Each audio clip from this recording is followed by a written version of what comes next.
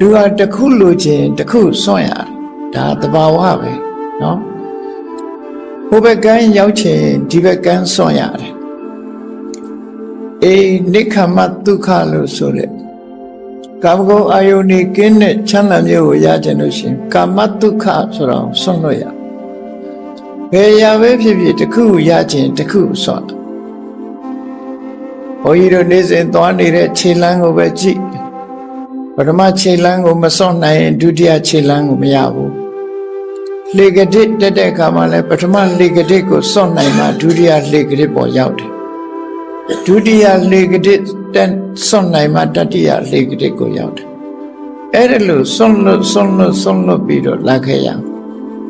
လောကလူသားတွေကမစွန့်နိုင်ပဲဖက်တွေထားသည့်အတွက်ကြောင့်အထက်ကိုမရောက်ကြတာလို့ဟိုဘက်ကသွားခြင်းတဲ့လူတယောက်ဟာ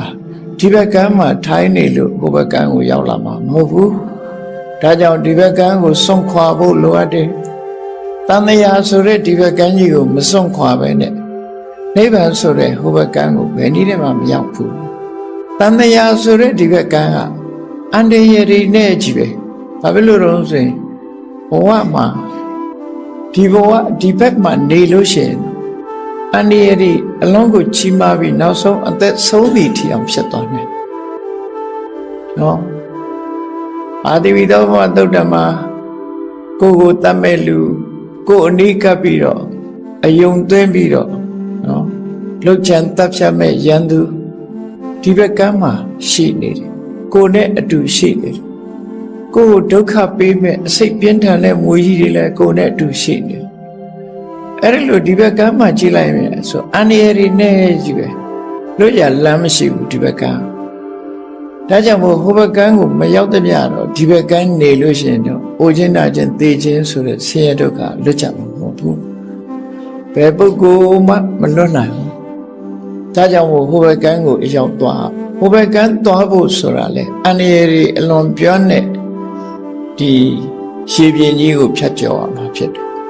လှေဖောင်မရှိဘဲနဲ့သွားဖို့အလွန်ခက်တယ်ဒါကြောင့်မို့လှေဖောင်ဆိုတဲ့အမှန်မြင်မှုအမှန်တွေးမှုမှန်ကန်တဲ့စကားကိုပြောဆိုမှုမှန်ကန်တဲ့အလုပ်ကိုလုပ်မှုမှန်ကန်တဲ့သက်မွေးမှုဆိုတာတွေကိုခြေတည်ပြီးတော့မှန်ကန်တဲ့ကြိုးစားအထောက်မှုနဲ့မှန်ကန်တဲ့အမှတ်ရမှုတွေတည်ဆောက်ပြီးမှန်ကန်တဲ့တမာတိနဲ့သွားမှဟိုဘက်ကမ်းကိုရောက်တယ်ကျယ်ဝန်းလာတဲ့ပင်လယ်ပြင်ကြီးအန္တရာယ်ပြန်းတဲ့ပင်လယ်ပြင်ကြီးကိုလှေဖောင်နဲ့ဖြတ်ကူးလိုက်လို့ဟိုဘက်ကမ်းရောက်သွားပြီ